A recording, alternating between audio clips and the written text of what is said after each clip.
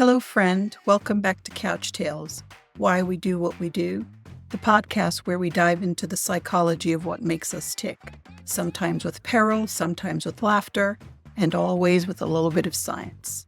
Today, we're talking about a modern-day struggle, the panic that sets in when someone doesn't text back right away. You know exactly what I'm talking about.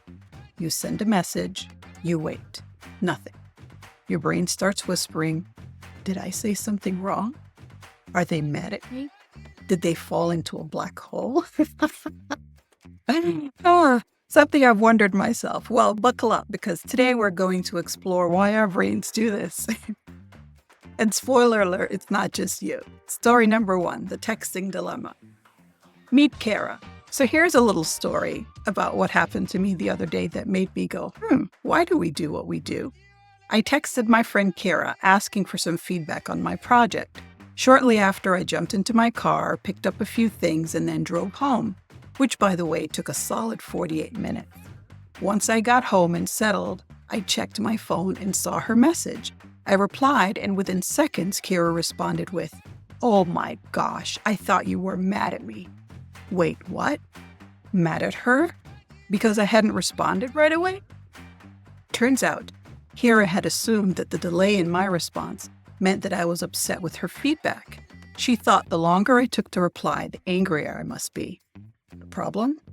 I was just, busy driving. It wasn't like I was upset. I literally couldn't reply. But here's the thing.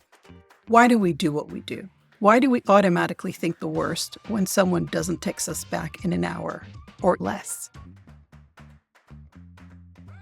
Story number 2. Now let's talk about Mia, a 16-year-old high school student. Mia texts her best friend, "OMG, did you see what happened in class today?" and waits for a reply. 5 minutes go by, then 10, then 15, no answer. She starts replaying their last conversation. Did I say something wrong? Did I annoy her? Is she hanging out with someone else and ignoring me? Meanwhile, her best friend, she left her phone in her locker. Classic. But Mia's brain didn't tell her, maybe her phone's just not with her. Nope. Mia's brain went full detective mode and came up with the worst possible scenarios instead. Story number 3. The work email spiral. Meet Greg, a 42-year-old accountant. Greg sends an email to his boss with a simple question. "Hey, just checking in if you had a chance to review my report. Let me know what you think." An hour goes by. No reply. Greg starts sweating. Oh no, maybe I messed up something. Maybe the numbers were wrong. Maybe I'm getting fired. By lunchtime, he's already Googling. Signs you're about to be fired and updating his resume. Meanwhile, his boss, she's been in back-to-back meetings and hasn't even opened her inbox. So why do we do this? Why do we assume the worst instead of just thinking, hey, they're probably busy? Psychologists have a few theories. Number 1, evolution made us paranoid. Back in caveman times, social rejection was a life or death situation. If your tribe abandoned you, you were in serious danger. No food, no shelter, no protection. So, our ancestors developed hypersensitivity to social cues. If someone seemed distant, our brains went into overdrive, assuming the worst to protect us from potential rejection. Now, we're not worried about being left in the wilderness, but our brains still react as if a delayed text is a threat to our survival.